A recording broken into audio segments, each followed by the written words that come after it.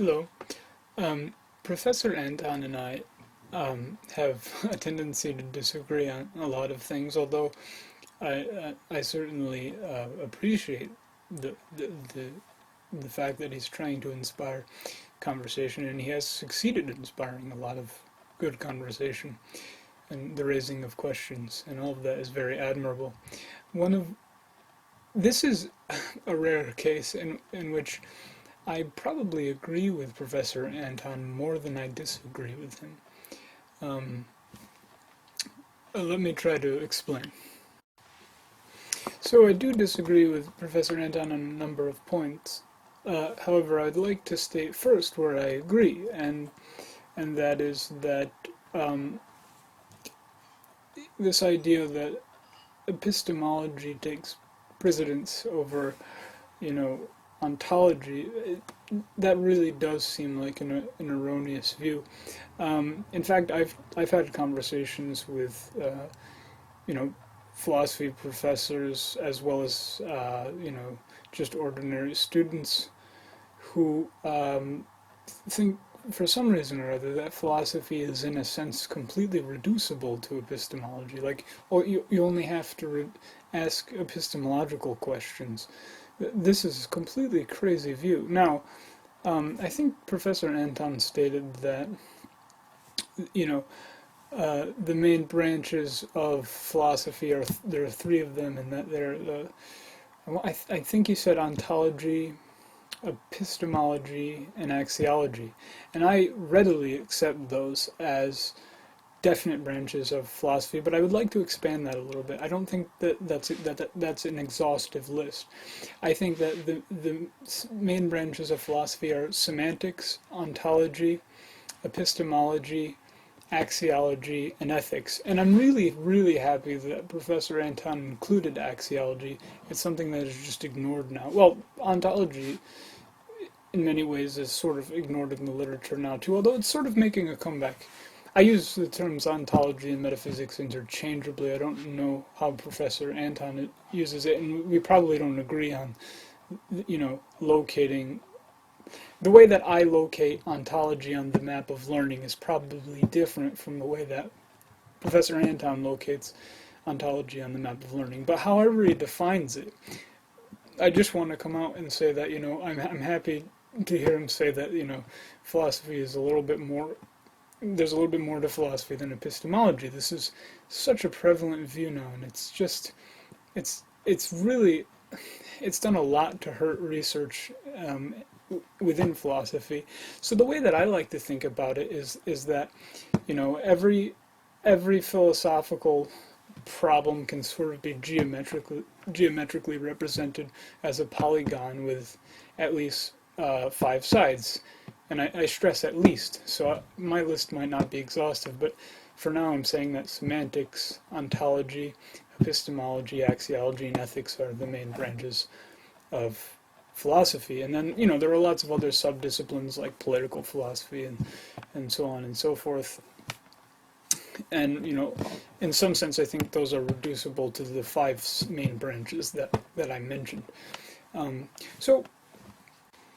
So the idea here is that, there's no such thing as a one-sided philosophical problem. You don't just have, an epistemological problem. An epistemological problem is going to have all of the sides we just talked about. It's going to have a semantic component, it's going to have an ontological component, it's going to have an axiological component, it's going to have an ethical component, as well as an epistemological component. So, to be sure, the person who claims that, epistemology has a privileged position, or that there is nothing beyond epistemology, which is a very radical claim, that person has a very one-sided view of things. And like I said, this has done a lot to really reduce the quality of scholarship that has been produced in recent years. This idea that, you can just write a paper on some one-sided mini problem and then, get tenure in a university somewhere, and then that's it. You you've completely exhausted this this little puzzle that you've made up, and so this the glory days of philosophy are gone because of this behavior. People aren't creating comprehensive philosophical systems anymore, in which you you take into account how multi-sided philosophical problems are, and not that even that's not sufficient. You want to go even further and say that not only does every philosophical problem have at least 5 different sides to it, but you can't possibly get very far unless you also know some science and some mathematics, because philosophy and science, far from being disjoint with one another, are they intersect.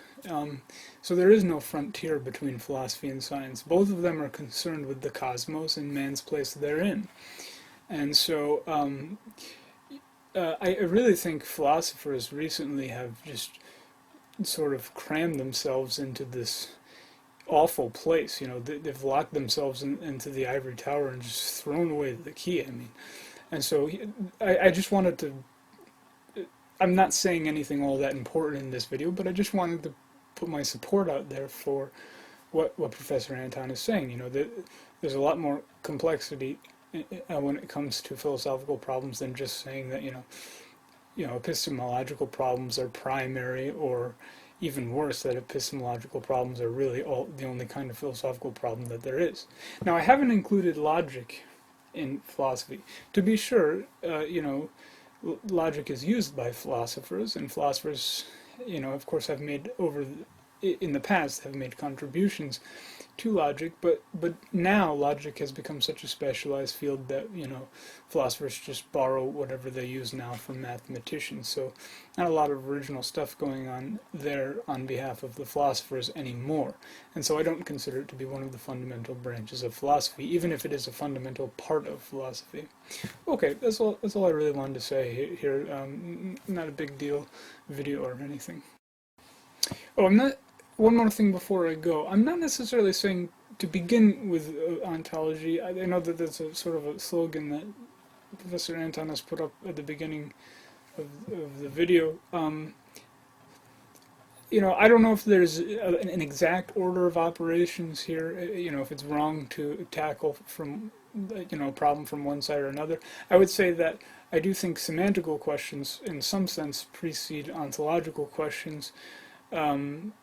And I certainly agree with Professor Anton. I think he made this claim anyways, and if he did, I agree with him, that your ontological views come first. If